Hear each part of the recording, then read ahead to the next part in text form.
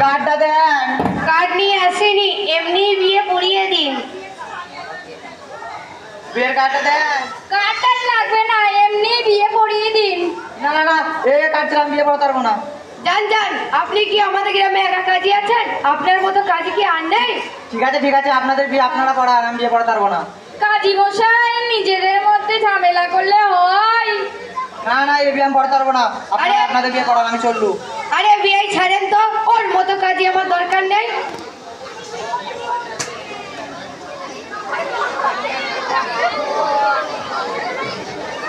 কাজী সাহেব তো চলে গেল।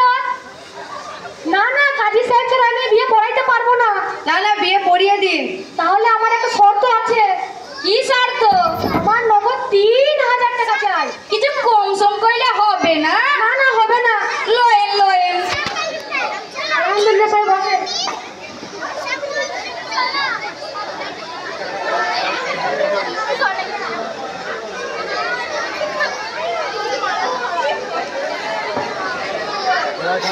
হাত তুলতে বল, হাত তুলতে।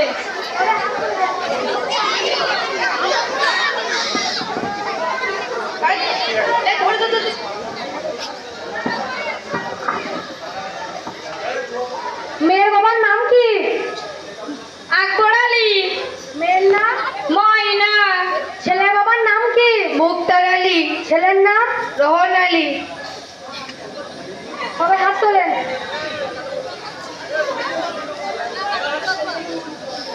أعوذ بالله من الشيطان الرجيم. بسم الله الرحمن الرحيم. الحمد لله رب العالمين الرحمن الرحيم مالك يوم الدين إياك نعبد وإياك نستعين اهدنا الصراط المستقيم صراط الذين أنعمت عليهم غير المغضوب عليهم ولا الضالين.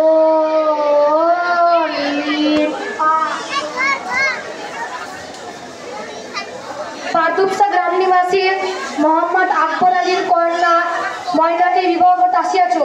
বলো বাবা কবুল। কবুল। আবার বলো কবুল। কবুল। আরেকবার বলো বাবা কবুল। কবুল।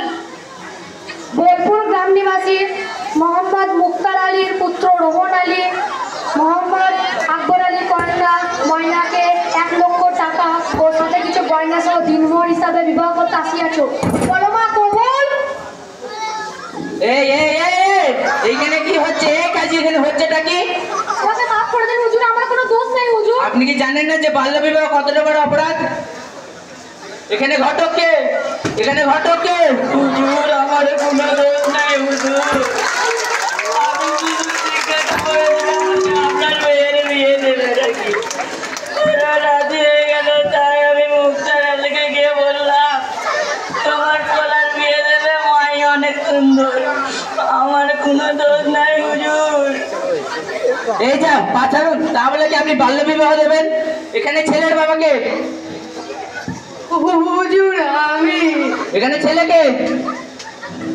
হুজুর আমি। কোন পচা বাবু? চলো। এখানে ছেলের মেয়ের বাবাকে? হুজুর আমি। পচা বাবু?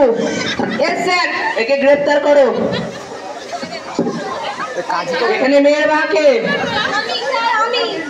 আপনি কি জানেন না বাল্য বিবাহ কতটা বড় অপরাধ? স্যার আমাকে ক্ষমা করুন স্যার।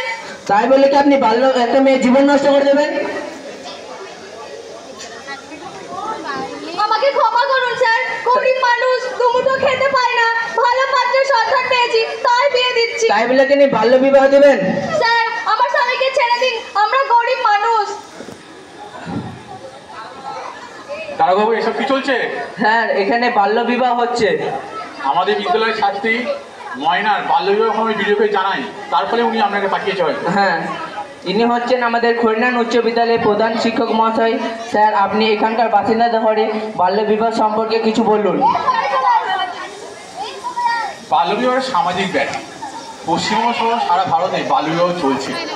সরকারি নিয়ম অনুযায়ী বিয়ের ন্যূনতম বয়স মেয়েদের ক্ষেত্রে 18 বছর এবং ছেলেদের ক্ষেত্রে 21 বছর।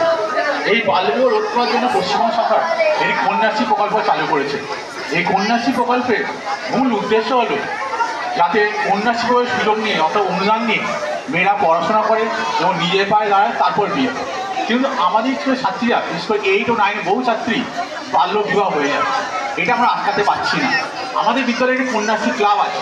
আমি কন্যাশ্রী ক্লাবের ছাত্রীদের অনুরোধ করবো তারা বাল্য বিবাহের খবর পেলে আমার জন্য জানায়, এবং আমি ভিডিওর মাধ্যমে এই কন্যাশ্রী বা বাল্য বিবাহ বন্ধ করে দেবো। অর্থাৎ আমি যেমন ময়নার বিয়ে আটকালাম, সেরকম বাল্য বিবাহ আটকে দেবো। আমি আর বক্তৃতা দীর্ঘায়িত করবো না। আমি এখানে বক্তৃতা শেষ করলাম এবং এই প্রোগ্রাম অর্থাৎ শিক্ষক দিবস প্রোগ্রামও সমাপ্তি ঘোষণা করলাম।